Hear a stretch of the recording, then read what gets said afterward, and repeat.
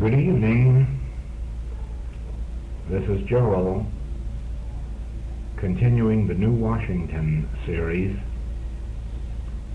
and giving you an Easter message, which I have called the Easter of our lives. It is the day of the crucifixion, and the Master is seated by himself, somewhat away from the people in the courtyard. And outside, the crowd is gathered, outside the gates. These are the people whom Jesus fed when they were an hungered. These were the multitudes that he healed of their diseases, of their sins, of their infirmities. Some of them he raised from the dead. And they gathered now to be sure that he was crucified. The authorities, their authorities, have roused them to forgetfulness of the good that they have witnessed in his ministry, evidently succeeded in convincing them that he meant to destroy their temple, their religion, probably even their God. The fact that they witnessed the healings and experienced them, this is forgotten. All that is remembered now is crucify him, crucify him. Inside, of course, the Roman authorities are much concerned because they have nothing against the man. They have nothing against the teaching. They have no liking for the work of the day, and the Master knows this. The Master knows that on one side he is between the people who have an unpleasant duty to perform and have no desire to do it, but probably feel that they must do it to uphold themselves. And on the other hand, he is meeting the ingratitude and forgetfulness of those whom he has blessed. And so he has the right to do a little thinking, and we have the right to look into his mind and see what he is thinking as he sits there waiting for the inevitable. And I have an idea that he is saying to himself, what a great spiritual victory has been given to me. What a great revelation from on high. So great that I know that the words that I have spoken will never pass away, and that someday men will repeat them, will remember them, and will lift themselves out of the grave of sin and disease and death, just as those words have lifted people out of the same evils today. What a wonderful thing God has done for me. What a wonderful light God has given me. What wonderful grace I received from on high, that I know all things, past, present, and future, and their meaning. With this great light, I can bring healing, consolation, comfort, not merely for those of my present age, but even before Abraham was. Those who existed will receive this light, and unto eternity this light will brighten the lives of men, and someday it will overcome the world of wars, the world of diseases, the world of fears, and the world of sins. Yes, God has been very good to me. God has blessed me. And then, as he turns to the present scene, he must smile and say, with all my success, wherein have I failed? Wherein has been my failure, if there is a failure? Wherein have I failed? Where are those I taught? Where are my disciples? Where are the apostles? Where are the 12? Where are the 70? Where are the 200? Where is my mother? Where are my brethren? Where are those who have been raised from the dead? Where are those who are to carry the message out into the world? Have I so failed that God has given me this great light, and I have not been able to give it even to one of these? I know where his sister Mary is. She is right outside that gate, and she stands by me with love and adoration, as does Mary, she who was taken in adultery. These two, whom I have so little right to love, these two seem to bear my burden with me. But those of whom I have the right to expect devotion, sacrifice, these I have lost. They were my sheep, but I have lost them. Wherein have I failed? Even my mother doesn't seem to know me, or to recognize my work, or to recognize my mission. Even my brothers, little children with whom I grew up, with whom I played, who saw me when my eyes were first opened to the revelation of God, even they seem not to know me. How is it that in all this wide world, none to whom I have poured out myself, my message and my mission, comprehends it? Have I failed? The message hasn't. The mission hasn't, because it came from on high. I know that it is of the Father, because, as I have voiced it before, go show John the things ye have seen, the sick are healed, the dead are raised, to the poor the gospel is preached. I am not wrong about the message. I am not deceived. No one can tell me that this isn't the Christ message, because by their fruits I know it. But what is the matter with me, that I have raised up no one to carry on, no one to carry forth this work, no one to understand it, and not even one to stand by and say to me, "Well done, good and faithful servant"? None. And so this master, pondering the great spiritual realities, looking out upon the human world to reason out the lack of receptivity, stands between two powers. The louder the noise grows outside, the louder the clamor for his life, the greater must be the wonderment that in this hour of inevitability no human stands beside him. And somewhere between that moment and the moment when he is led out to the crucifixion, somewhere in that moment the light must dawn in his consciousness of this great truth. And this is the light that enabled him to take the crucifixion, rise from the tomb, and complete his mission in the ascension. The realization that man whose breath is in his nostrils never has, cannot now, and never will comprehend the spiritual message, the mission of the Christ. In that time he must have realized that all attempts to give this word to man whose breath is in his nostrils, to the human world, must result in failure. That always, even those to whom you pour out yourself and give yourself, must be the very ones to turn and rend you. That must inevitably be. Why? Because there is that in the human mind which does not wish to be extinguished.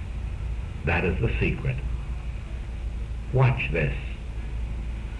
There is that in the human mind which does not wish to be extinguished. That is something called I.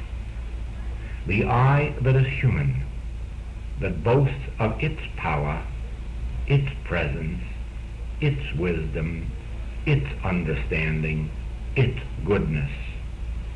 That doesn't want to be extinguished. That doesn't want to say, why callest thou me good? There is but one good, the Father in heaven. That doesn't want to say, I of my own self can do nothing. The Father doeth the works. Oh no. It wishes to say, just think how great is my understanding. Think how great is my spirituality. Think how great is my goodness. And when you present a message to the world that says to the world, you aren't good, you aren't spiritual, you aren't the Son of God, you must die daily and then be reborn of the Spirit, that is when our dear good ones rise up and present the cross and the nails and the sword. Yes, feed them, and you have the admiring throng. Heal them, and you have them wanting to put the robe on you and the crown on you. But then tell them that they must deny themselves and realize God as the reality of being. Then comes this experience. You know, as the Master ponders this and realizes this, the first thought comes, then did I fail? Did I fail? And there's somewhere deep within his own being that says to him, you couldn't succeed and you couldn't fail because your work wasn't yours and you knew it. That was my work. You were my instrument. You knew that. You told them that if you spoke of yourself, you bore witness to a lie. You told them that your message wasn't yours. It was his that sent you. Now remember that at this minute. You couldn't fail because you never had a message and you never had a mission. You were the instrument through which I gave this word of truth to the world. Your part has been fulfilled. Now, in this moment, comes the greatest revelation that you have ever had, and that is this, that all that appears as human experience is but an illusion. And you are now going to prove the highest revelation ever given to this world, that ultimately will be the salvation of the world, that even death is an illusion. Death in its hardest form is an illusion, and the disgrace that goes with it is an illusion, because out of death will come your resurrection and your ascension, and out of the disgrace will come the crowning glory of your divine sonship. How then could you fail? Since in this triumph you bear witness to the great truth of the illusory nature of all evil and of the impotence of the hate, envy, and jealousy of the human mind. All in one experience you annihilate the entire belief that the human mind, with all of its iniquity and all of its wickedness, that the human mind, with all of its ingratitude and forgetfulness, in one experience you prove their nothingness, and you show to the world of the sons of God once and for all that the human mind isn't power. You show the world once and for all that ingratitude, jealousy, envy, malice, regardless of the depth of them, can never be a power, that they can never destroy the life harmony or wholeness, message or mission of divinity. And so it was that when the Master said, "I have finished the work thou hast given me to do," he revealed to the world that he had completed the work of proving that the human mind, with all of its lack of integrity, with all of its deceit, with all of its plotting and all of its planning, isn't a power.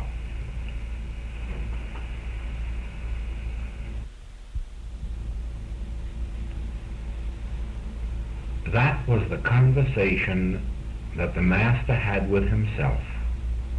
That was the conversation and the debate. That was the question and the answer. Why did these men forsake me? Why was my message not received by these men, by those to whom, well, only for one reason, to prove that in the deepest degree, and there is no deeper degree than for a friend to betray his friend, for the student to betray his teacher, for the disciple to betray his master. There is no deeper degree of human iniquity, and yet it is proven in this experience that all of that was not power.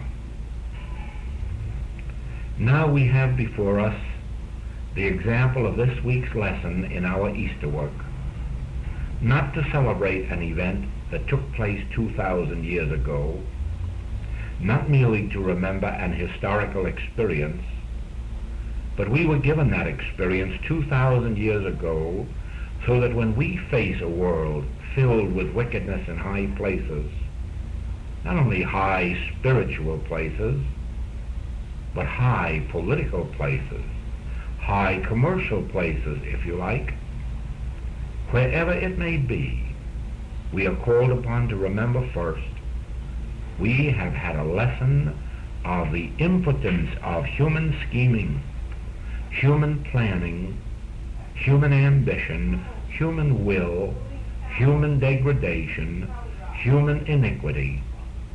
We have had shown to us that the best laid plots of men must go awry. In the face of one individual standing fast in the faith that God itself is our power, God itself is our presence, what difference does it make to us what religious holidays we celebrate in the year if we do not take from them the principle that is shown forth in the holiday, in the feast, in the festival? For us, the principle is the all. Now the Master would have been the last one in the world to have asked human recognition or human gratitude for the work he did. But I know that he did expect those whom he gave this message to would stand firm in the faith and be the ones to carry it forward. And out of that I have learned this: God is the bearer of its own message. God needs no human agency. God needs no human Messiah. God needs no human disciple. Whether or not there is a you or a me, whether or not there is a metaphysical or spiritual teacher on the face of the earth, God will deliver to the consciousness of men the healing grace, the healing power, so that it may always be said, these words will not pass away. Regardless of whether or not there is a man or woman on earth to publish them, whether or not there is a man or woman left to carry them, God will itself speak into the consciousness of men and raise up seed, raise up the revelation and the understanding until the leaven works. You see, all of us at some time or other have thought that the carrying of the spiritual message was dependent on a human avenue. And in that, we have lost our own healings, because we have accepted the belief that God had to work through person or thing or thought. Now I take you into the high revelation where you must understand that God works in you and through you without mediation. That God works in you and through you without a person, without a thing, and when necessary, without a thought. Never let your salvation be dependent on a man, or on a thought, or on a thing. Never permit yourself to believe that without a book, without a practitioner, without a teacher, without a teaching, without some right thought, that you might lose your demonstration. Watch as the Master, seeing himself surrounded by nobody after the Garden of Gethsemane, in which he finds not one disciple to watch with him 1 hour, standing alone in Christ, standing alone with God, makes the final demonstration without the benefit of practitioner, without the benefit of disciple, without the benefit of human aid or even human thought. Only in the realization of oneness, only in the realization of I-ness, does that remarkable experience of resurrection and ascension take place, in which we see what? With every human aid removed, with every human person deserting, nevertheless, I and the Father are one. I and the Father are one. I and the Father ascend the cross and descend from the cross, buried in the tomb and walk out of the tomb, and finally ascend above human sight in the realization of what? Oneness, unity, completeness, and perfection.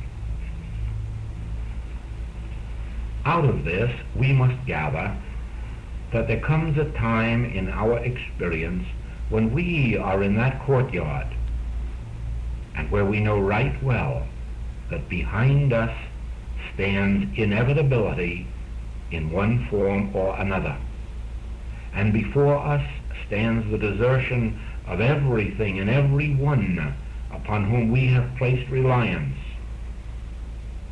and we find ourselves alone with God. And it is in that aloneness with God that we find the spiritual reality of wholeness and completeness. You can't see this unless you can see that the mission of the Master was not merely to multiply loaves and fishes, or to raise physical bodies from sickness to health, or death to life, but that the mission of the Master was to take us into a new dimension of life, a fourth dimension of life, a spiritual dimension in which we would find that when bereft of these temporal aids, when bereft of even temporal good in any and every form, that right there, the spiritual reality of being was eternal, infinite, omnipresent, and no true thing was lost. Now we come, you see, to the highest phase of the Christ message and mission. And that is the one in which we rise above humanness, above human experience, above improving humanhood, into the revelation and realization of a kingdom of God in which there is no loss, no lack, no limitation, and in which the Master finds not humans to desert him, but angels to bear him up. I bear witness to you that in proportion as your human dependencies depart from you, in proportion as you lose your faith in purely human means of help, that place is taken by angels, guardians sent from on high, from deep within, from the infinite consciousness, and we find a new world and a new life. The only reason that we have the symbolic teaching of a master deserted by his disciples is in order to show us that wherever our human trust has been, even in the highest, we must be prepared for that desertion in order that we may be prepared for the higher step of witnessing the spiritual aid, the spiritual wisdom, the spiritual angels that are sent to us, that never leave us nor forsake us. Remember, I will never leave you. I will never forsake you. But that is not a man. That is an angel talking. That is an angel. That is a guardian. That is God's own witness within your consciousness saying to you that if your mother or your father desert you, which we are told is so in Psalms, though your father and your mother desert you, I will never leave you. I will be with you. Whether it is your mother or father, or Jesus' mother, or his disciples, we now know through this symbolic lesson that there is that which did not desert the Master, and which enabled him to reveal to the world that the desertion of human help is but the elevation necessary to the realization of divine help. Of course, it isn't necessary that we be crucified. It isn't necessary that our friends or relatives desert us, or that we be betrayed. Oh no. That lesson was an extreme lesson to illustrate the fact that we need not place our faith in these human avenues. If we forget and place our faith in the human avenues, one of these days the medicines will not heal, the banks will not loan, and the friends will not stand by. But while we are in the midst of this human experience, through the lessons given us in the Master's revelation, if we begin here and now to understand that here and now, as we begin to give up the dependency on our disciples, on our relatives, on our friends, on our capital, on our investments, then do we find that we are picked up by angels, by spiritual power. Ah, that's it, isn't it? Do you know that there are spiritual powers? Do you know that actually there are spiritual powers which are called angels or guardians or messengers from on high, which are nothing more or less than realizations or feelings of spiritual presence and power within us? That these are more real than the disciples of the outer plane or the friends and the relatives of the outer plane. And that the entire mission of the Master was to reveal to us that there are guardian angels, that there are everlasting arms about us, that there are these unseen presences and powers upon which we can rely with much greater faith than on anything in the visible. What I would like you to see tonight, what I hope you will see, just out of this Easter season unfoldment, is that there are invisible presences and invisible powers, invisible beings, invisible forces that are able to pick us up, but can only do it as we release our hold on the temporal powers. These invisible forces do not reach us and do not take over while we are holding on to that which is visible, finite, and temporal. And only as we release our mental hold on these, only as we release our faith and trust in that which is visible, do these invisible powers take over and reveal to us an inner world of reality. Now remember, the Master said very clearly, my kingdom is not of this world. And in that statement you have your Easter lesson. My kingdom is not of this world. My disciples did not come to my aid. The people I healed and fed did not come to my aid or even to testify for me. But you watch, and you will see the invisible angels, invisible powers that will enable me to walk out of the tomb and will enable me to ascend above all mortal discords. That was the Easter lesson. All of humanhood would betray. All of human powers would leave. But I can call on angels. I can call on angels. Now watch. These angels will pick me up. And these angels will lift me from that cross and will take me from the tomb. And then that will be the glory of the Father's message, because that is what the Father has been trying to say through me, and ye haven't seen it. Have ye eyes and do not see, and have ye ears and do not hear? I am bringing you a message not of greater good in this kingdom, but of powers and of a presence from the invisible kingdom. My kingdom is not of this world. I have overcome this world, but within me is this divine presence, these tremendous forces, and I tell you of them.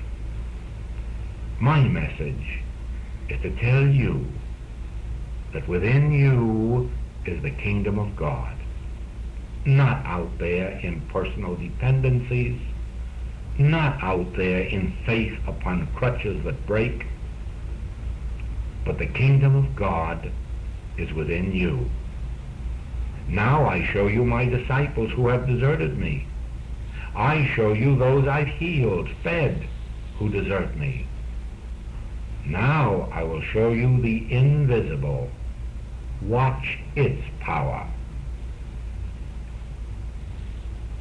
When you read the writings of the Message of the Infinite Way, I want you to notice particularly how the emphasis is all on the infinite invisible, how the emphasis is all on developing a consciousness of dependence, if you will, on that which is not seen, on that which is not visible out here. I have witnessed in my own experience that the inner light was only in proportion to my withdrawal from the outer world. Not to leave the world, not to leave its pleasures and joys, but to leave the dependence on it, to leave the faith in person, place, or thing. Perhaps you think that that makes you stand alone. Perhaps you think that in his hour of desertion and betrayal that the Master stood alone. Then let me assure you, you are far from right. Very far from right. The Master never was betrayed and never was left alone except by the unreal personal sense.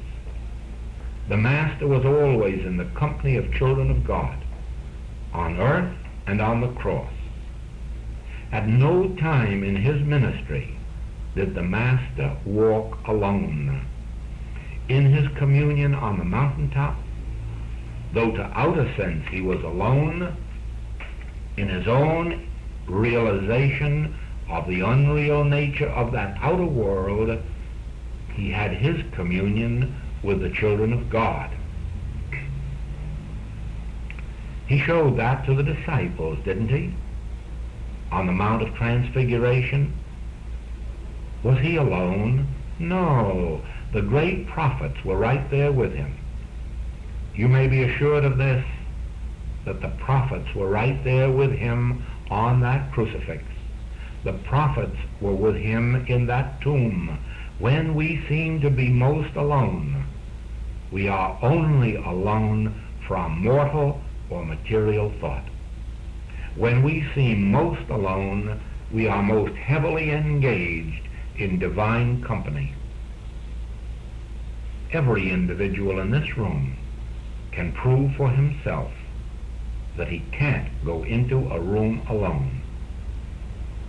Oh, let us say that you have gone home tonight and have gone to sleep for 2 or 3 or 4 hours and been awakened, and then get up out of bed and go into another room and be all by yourself for an hour, and watch how you find yourself in divine company, how you lose all sense of aloneness, how you lose all sense of friendlessness, how you lose all sense of lack and limitation.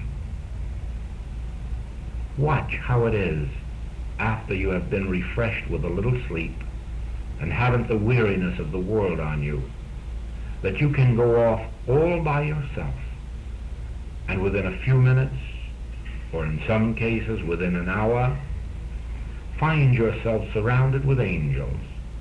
Find yourself surrounded with the most glorious visions, with the most glorious thoughts, with the most glorious ideas, with the most glorious companionships, and then retire again. One of these days, we form the habit of retiring when we're weary at night and having our good first sleep, and then getting up, maybe 2 or 3 or 4 hours later, and being rested and having the quiet night hours, find ourselves as completely alone as the Master was in his garden, or in the palace grounds awaiting the inevitable. And as we commune with our own inner being, very soon we'll find why the Master could find the great Hebrew masters keeping company with him, why he could stay 40 days alone or 40 nights. He wasn't alone. He was in divine companionship. And that divine companionship we call angels or guardians. And then when you return to the world and you walk the streets and you take care of your business, you begin to learn the meaning of a presence that walks with you, a presence that walks beside you, a presence that walks behind you. It has been my own great joy for a long while to know that there was a presence somewhere behind me that never left me. And then later to have this presence inform me that up to now I have been behind you, but now I walk beside you. And then finally to have this presence say, up to now I have walked beside you, but now I am in you. And you see, that divine companionship that I have had behind me, beside me, and now within me, enables me to say also, there is no such thing as desertion. There is no such thing as betrayal. There is only the unreal picture of an illusory world to fool you and make you believe in the reality of evil power.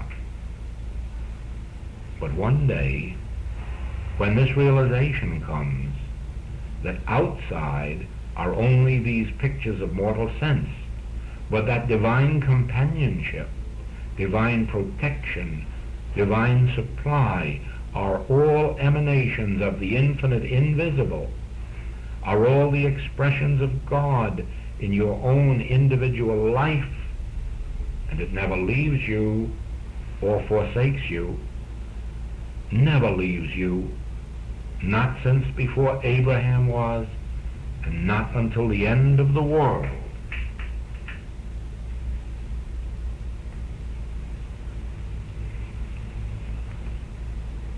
Only as your attention is drawn away from those whom we humanly believe we have helped or who owe us an obligation, when we withdraw from that thought and say, whatever good I can be to you, let me be, but you owe me nothing for it, only then do you realize that divine compensation and recognition and reward are within. The guardian angel is always with us when we have withdrawn our gaze from the outer. And so, on this Easter, when your attention is drawn to the story of the Master, remember this, that the greatest blessing that has come to the human world has been the denial of the Master by those he fed and healed, and the denial of the Master by his very disciples. Because in that experience we have learned not to trust man whose breath is in his nostrils, not to place our faith in the outer world, but always to turn within and become acquainted with our guardian angel, with our angel of the Lord, with our divine protector, with the very Christ of God, which has been planted in the midst of us since the beginning of all time. Men fashion their kingdoms of temporal power, of gold, silver, brass, and clay. We read of these temporal kingdoms in the 7th chapter of Daniel. We learn here of the finite, temporary nature of the kingdoms of this world.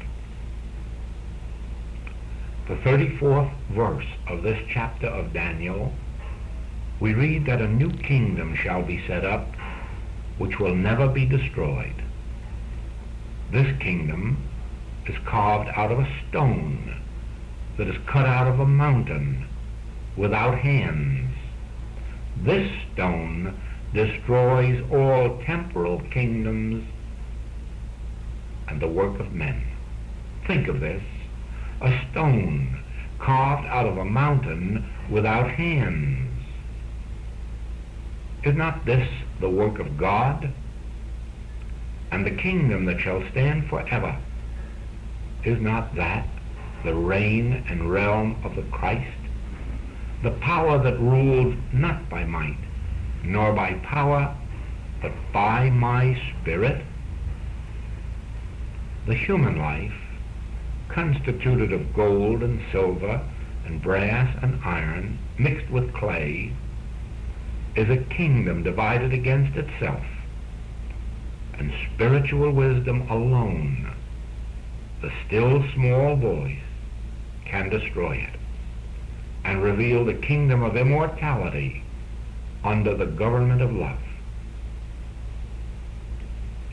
As faith and confidence in men, in metals and minerals, is displaced, and the understanding of God as substance replaces material sense, the power and glory of the new consciousness appears. My kingdom is not of this world. The ministering angels within our own consciousness, the impartation of the spiritual word within, this makes for us the safety, security, harmony, joy, and peace of our world.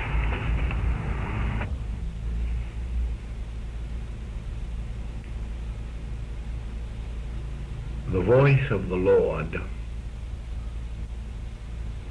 which we understand as the still small voice,